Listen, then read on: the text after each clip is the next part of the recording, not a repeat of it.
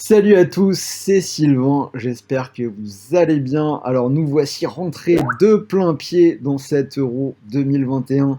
Dans cette vidéo, je vais vous parler du premier week-end, donc des 3 matchs de la journée de samedi avec un beau programme. Le deuxième match du groupe A après le match d'ouverture, donc ce sera le Pays de Galles contre la Suisse. Et les 2 matchs du groupe B avec Danemark-Finlande et Belgique-Russie. Alors, avant de vous parler des matchs, je vous propose de vous abonner à la chaîne YouTube de Rue des Joueurs si vous ne connaissez pas encore. Pendant cet Euro, quasiment tous les jours, vous allez avoir des vidéos de pronos, des bons plans opérateurs, des jeux concours de dingue. Alors d'ailleurs, en parlant de jeux concours, vous avez en ce moment 2 voitures à gagner sur le profil Instagram de Rue des Joueurs. Je vous mets le lien du post dans la description, vous avez toutes les indications pour participer, c'est très simple. Donc 2 voitures à gagner sur la durée de la compétition, c'est quand même plutôt sympa. Alors pour parier sur les matchs de ce samedi, je vais vous proposer un gros bonus d'inscription. Aujourd'hui, on va choisir Barrière Bet, l'un des plus gros bonus du marché pour 7 euros jusqu'à 250 euros. Donc on en reparle tout à l'heure à la fin de mes pronos parce que je vous ai bien évidemment, comme toujours, sorti un petit combi sur la journée de ce samedi. Alors, on commence tout de suite. Premier match, le Pays de Galles contre la Suisse. Donc, c'est le deuxième match du groupe A. Après le match d'ouverture qui aura eu lieu vendredi soir entre l'Italie et la Turquie. Donc, match qui aura lieu du côté de Bakou en Azerbaïdjan.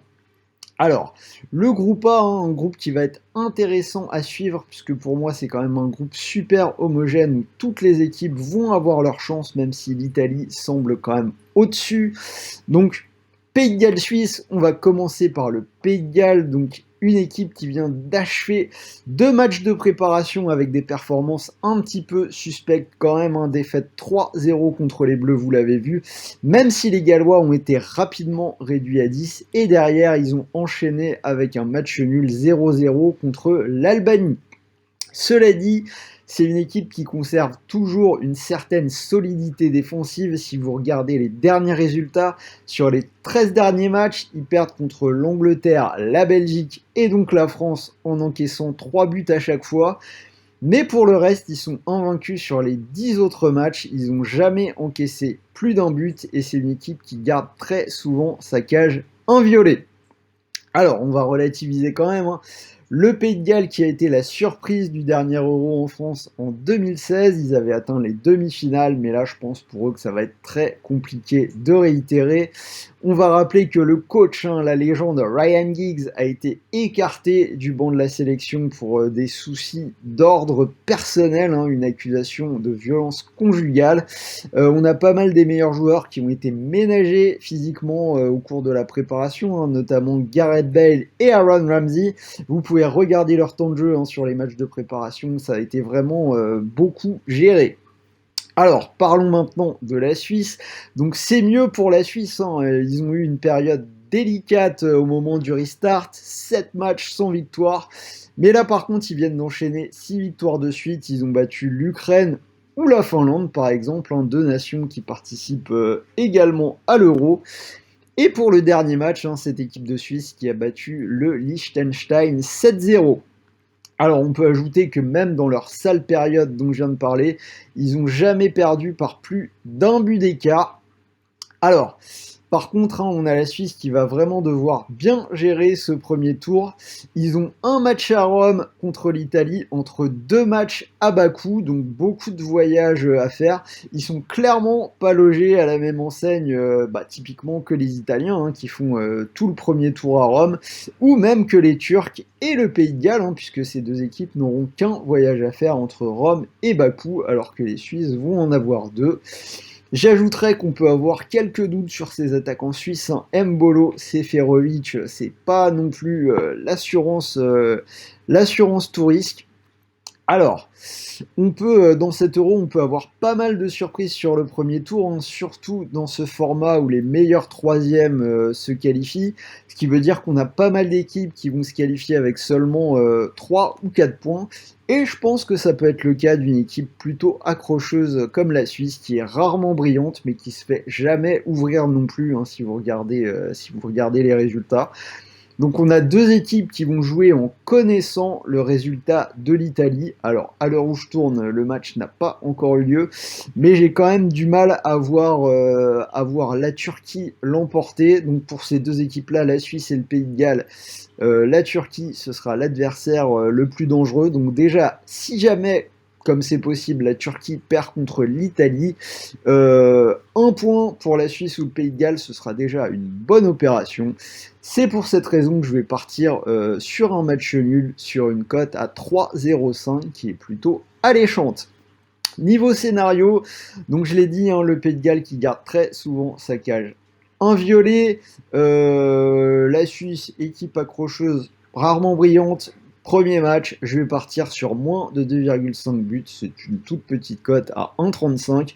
On peut l'améliorer un petit peu avec le pari, les deux équipes marquent non, coté à 1,50. Et pour les plus foufous d'entre vous, on peut tenter un petit fun, le score exact 0-0, coté à 5. Donc voilà pour le premier match, nul à 3,05, moins de 2,5 à 1,35. Les deux équipes marquent non à 1,50 et 0-0 à 5. On passe sur le deuxième match du jour, Danemark-Finlande, donc un match sympa entre nations scandinaves, et le Danemark qui sera à la maison à Copenhague. Ça sera d'ailleurs le cas pour les 3 matchs de poule. Alors cette équipe danoise qui est plutôt en forme, une seule défaite sur les 12 derniers matchs. Cette défaite c'était contre la Belgique dans un match où ils n'ont pas démérité, défaite 4-2. Pour le reste, on a des résultats intéressants, un nul 0-0 contre l'Angleterre en septembre 2020, victoire 1-0 contre cette même équipe d'Angleterre à Wembley en octobre. Donc mine de rien, 0 but encaissé en 2 matchs contre les Anglais, ce n'est pas rien. Et là en préparation, les derniers matchs, match nul contre l'Allemagne 1 partout et victoire contre la Bosnie 2-0. Donc comme vous le voyez, le Danemark hein, qui a une belle défense, grosse défense, ça encaisse peu de buts, Kasper Schmeichel dans les buts, une défense centrale qu'on connaît bien avec Simon Kjær et Christensen, le joueur de Chelsea, le tout couvert par Højbjerg, dont on connaît l'importance dans le double pivot.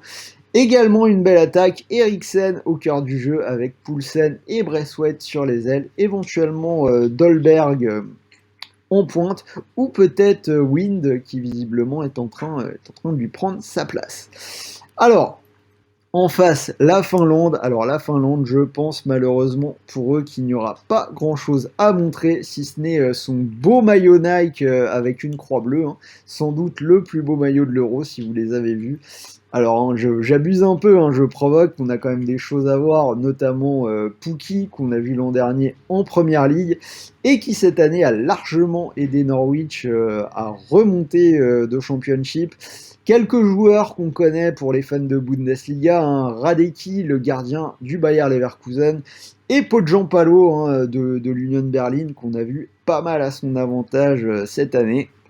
Alors, on va quand même rappeler que la Finlande avait battu l'équipe de France à la surprise générale au mois de novembre. C'est moins bien depuis 6 matchs, ils n'ont pas gagné, 0 victoire. Ils viennent de perdre sans marquer contre la Suède et l'Estonie. Donc ce match-là, vous l'avez compris, je vais aller du côté du Danemark sans trop hésiter. Victoire des Danois, cote 1,47. On peut aller plus loin, je l'ai dit, Danemark, grosse défense, ils n'ont pas pris de but en 2 matchs contre les Anglais. On peut imaginer qu'ils vont pas en prendre contre la Finlande.